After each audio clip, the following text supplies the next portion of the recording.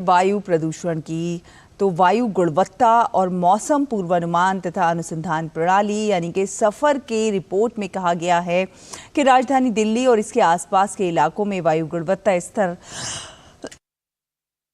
काफी खराब स्थिति में है। इन इलाकों में औसत वायु गुणवत्ता सूचकांक 250 से अधिक है।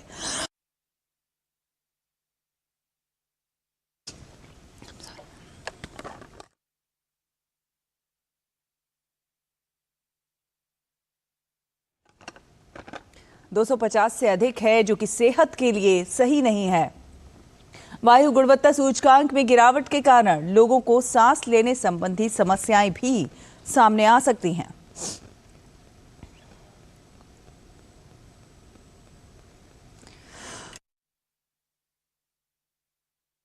असर राजधानी दिल्ली की वायु गुणवत्ता का स्तर जो है वो लगातार गिरता जा रहा है।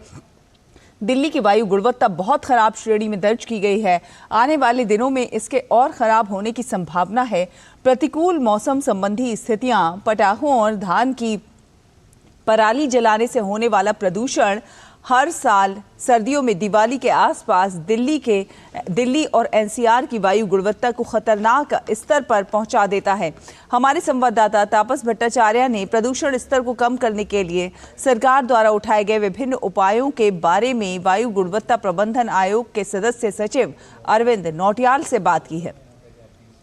दिल्ली में प्रदूषण बढ़ता जा रहा है और उससे किस तरीके से निजात पाए जा सकते हैं, इस वक्त बारे में बात करने के लिए मेरे साथ इस वक्त मौजूद है Arvind Nautiyal, member secretary commission for air quality management Delhi के एनसीआर के लिए। सर, सबसे पहले तो नौटियाल जी ये बताइए कि दिल्ली में हम देख पा रहे हैं पिछले कुछ सालों में जो एयर पॉल्यूशन है, खासतौर से ये जो सीज़न है इसमें बहुत ज़्यादा बढ़ रहा है, तो उसका क्या कारण है? हम क्या एक्सपेक्ट कर रहे हैं कि अगले कुछ दिनों में जब पुअर से वेरी पुअर कैटेगरी में जाने की उम्मीद है, तो क्या ग्रैप 2 ग्रैप 3 का लागू होने के चांसेस हैं? विंटर मंथ्स में जब ये एयर क्वालिटी क्रिटिकल स्टेज में आती है तो उसके लिए ग्रैप बनाया गया है। तो grab is graded response action plan, जैसा कि आप सबको विदित है। तो ग्रेडेड रिस्पॉन्स एक्शन प्लान, हालांकि अभी वो स्टेज पहुंची नहीं है। जो 300 AQI जब पहुंचता है तो ग्रैप का स्टेज 2 लागू कर दिया जाता है।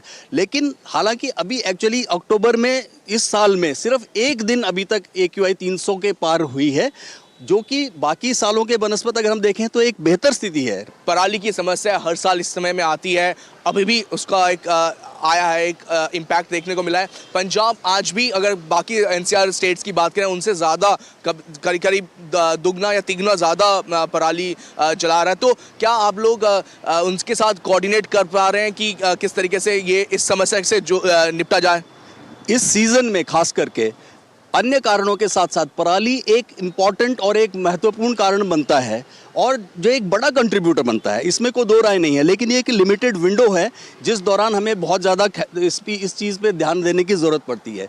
इस दिशा में हमने जब से हमारा गठन हुआ है 2021 से, सबसे पहले हमने एक फ्रेमवर्क बनाया, फ्रेमवर्क बना के दिया सबके साथ चर्चा करके, और सारे सेंट्रल गवर्नमेंट्स के उसमें उस भागीदारी थी, उसमें स्टेट गवर्नमेंट्स थी, बाकी एजेंसीज थी, एग्रीकल्चर से रिलेटेड जितने भी इंस्टीट्यूट्स हैं उनके साथ मिलके हमने एक फ्रेमवर्क बनाया कि किस तरह से इस पे निजात पाई जा सके, इस पे कंट्रोल किया जा सके। बहुत बहुत शुक्रिया हमसे बात करने की। तो ये थे member secretary air quality management से, बता रहे थे कि किस तरीके से डगर लंबी है लेकिन काम शुरुआत हो चुकी है उस पर, और ये उम्मीद कर रहे हैं कि पिछले कुछ सालों के मुकाबले अगले कुछ साल बहुत ज़्यादा अच्छा रहेगा, खासतौर से एयर क्वालिटी का जो मानक है वो दिल्ली और एनसीआर में। कैमरा पर्सन शंभुनाथ मिश्रा और लाइटिंग असिस्टेंट विकी राजपूत के साथ मैं तापस भट्टाचार्य, दूरदर्शन समाचार, दिल्ली।